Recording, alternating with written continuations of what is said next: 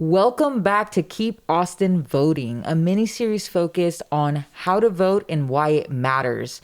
I'm Kris with my co-host Raasin Mcintosh, and today we have a very special guest, Vanessa Fuentes. And not only that, but she's the only guest that we have that's actually running for council member, District 2, if I'm correct, That's right, yes. Vanessa, tell us a little bit about yourself. Thank you so much. Buenas tardes. Buenas. Thank you for having me. So I am Vanessa Fuentes, and I'm from Southeast Austin. I am the youngest of 7 siblings. I grew up in an immigrant household on the jagged edges of a working class family. And I learned 2 things very quickly growing up in a large family. 1, how to make my voice heard. And 2, that no matter what I did, I always needed to bring others along with me. Wow, those are powerful lessons. Yeah. So here I am. I'm excited to have the opportunity to serve my community on Austin City Council. I've been, the last 6 years, I've been working for the American Heart Association on nonprofit health or public health advocacy, where we worked on policies like safe routes to schools, solving food deserts, and getting vaping out of schools. Yeah. Very cool. Awesome. Nice to have you today, Vanessa. So looking at politics, and this is something that you're well versed in, what are some things since you've been in this field that surprises you? Yeah, I think when I first started, what really surprised me was how our political system includes some voices and leaves out others. So I learned very quickly how much representation matters. And it is very important to have diverse perspectives at the table. Yeah, and I would say, working at a nonprofit doing advocacy when we were trying to do policy making, I also learned that unless you can cut the big checks, it was going to be very hard to get a face-to-face meeting with your lawmaker, which I think is fundamentally not okay. Yeah. Yeah, so it's things like that I think I found very surprising about our political system. That's really good information. And ain't that the truth, eh? So I am probably the least versed in politics here, as many other people that I know as well, struggling to really understand how the whole thing works and feeling confident, right? Confidence plays a big part in a lot of areas in our lives, and it's something that I'm definitely growing in as we have these conversations. So when I'm trying to like Google stuff or try to get more information on the internet, trying to do my own research, I often get really confused.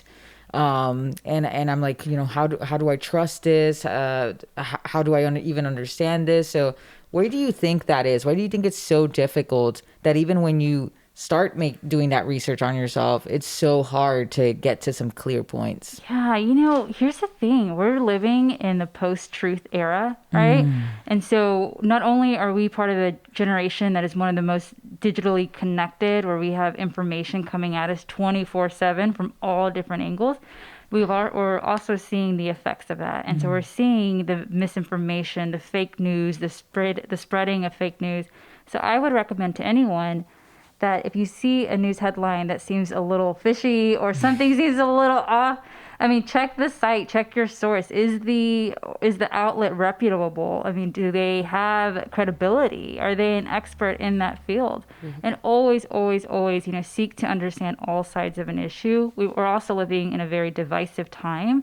And I think we would all benefit from taking the time to learn, to pause and think, okay, well, what does the other side think and why? Where are they coming from? Seeking to understand first, then being understood. That's powerful. I think just piggybacking on the divisive component of the state of our nation right now, looking at the president and then understanding, wow, does my vote count? What should I really be focusing on?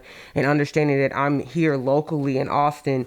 How does local elections or local voting, how does that matter? Why does it matter? Does it matter? Yes, it matters. It's so, when I meet people, as I've been, talking to a lot of people in a different manner since we're in a pandemic, but I always ask them, do you know who your council member is? And not many people know. And this is, it's not surprising, but on one hand, it is kind of surprising because especially your council member, your local elected officials are making decisions that affect your everyday life. And I'm talking about the roads that you drive or bike on or walk on. I'm talking about sidewalks in your neighborhood, your water, your utilities. Basic human living are decisions that your local council members have authority on. And so it's so important because it's everyday life. So number one, find out who your council person is. Before you leave the show, that's what you need to do. If you take anything from this, please just Do that. figure it out. And your district, because I feel like, come on now. Yeah.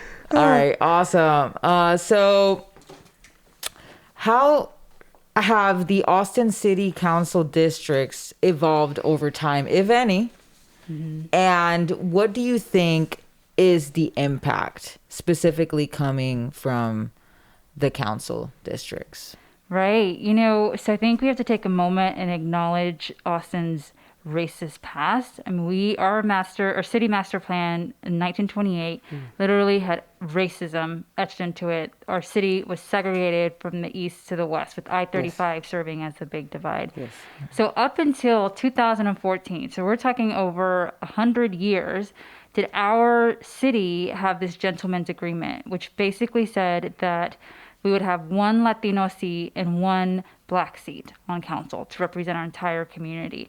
And when you look at it, in Austin, Latinos are more than 1/3. We represent 35% of the community, but we were only given one seat on council. And if you look at where the council members were coming from, the majority of them came from Central Austin and lived in the same 3 zip codes in Central Austin. Wow. So we were really having, perspectives. There are communities in Austin that are being ignored and marginalized because we didn't have someone at the table. Getting back to what I was referencing earlier. Wow. And this 10-1, which just happened in 2014, 6 years ago, finally gave us, district representation, more localized, someone that truly understands the needs and wants of a community. And it's been great. I mean, for the first time, we're seeing, especially for where I live in Southeast Austin, we're getting the much needed resources and attention that we need. But we're also dealing with decades of going without. So it's going to take a long time just to get to an even playing field. So how is prop created? Okay. Yes. And what are the different roles involved with prop?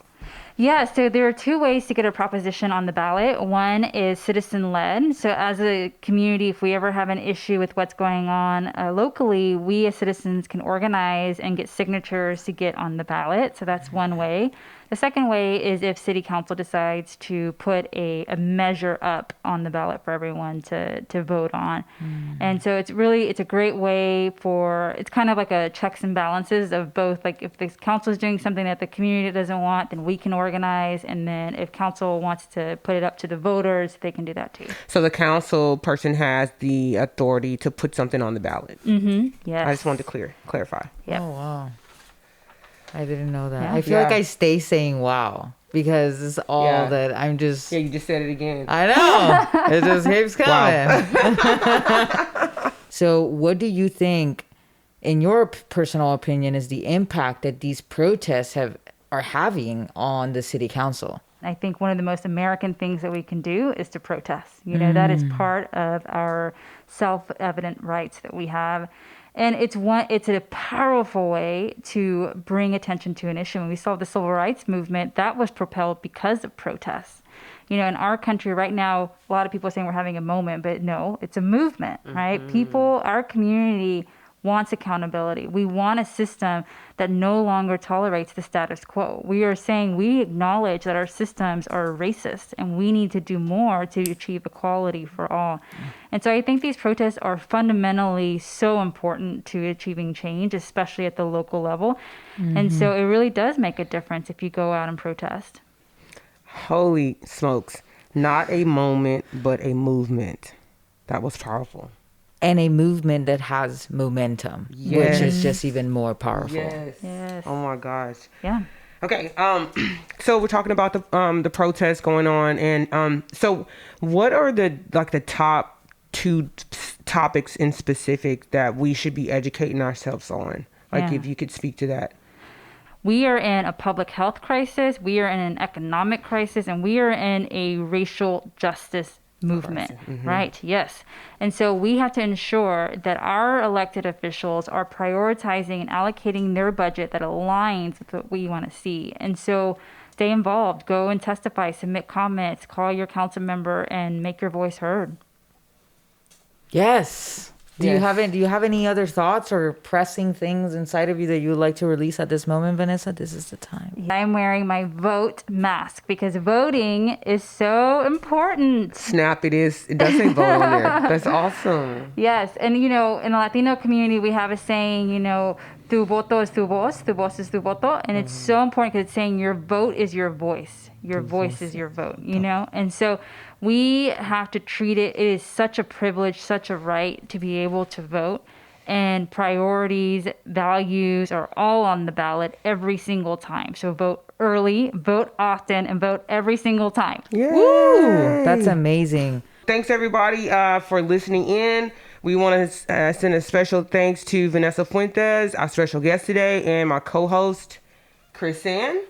And so we're going to remember to keep Austin voting.